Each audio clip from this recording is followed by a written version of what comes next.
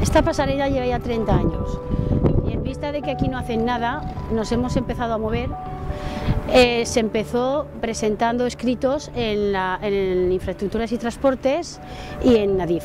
Ellos a su vez nos contestaron que era competencia del ayuntamiento. Ha contestado el ayuntamiento al síndic que sí, que se hará algo provisional, pero no dicen si va a pasar 1, 2 o 20 años. ¿Y cuáles son los problemas que hay? Pues que no se puede acceder a ella, ni con carros de bebés, ni con bicicletas, ni personas en sillas de ruedas, o personas ya mayores con una edad que ya les cuesta subir y bajar. Yo he llegado a ver una persona en silla de ruedas que medio andaba, sujetarla, bajarla, plegar la silla y cuando han terminado de subirla y bajar, entonces sentarla otra vez en el carro. Eso no está bien. Y accidentes aquí por un tubo también. Esta zona está dejada de la mano de Dios. Hay dos colegios, uno en la parte de Iturbi y otro en esta parte de aquí de Melilla.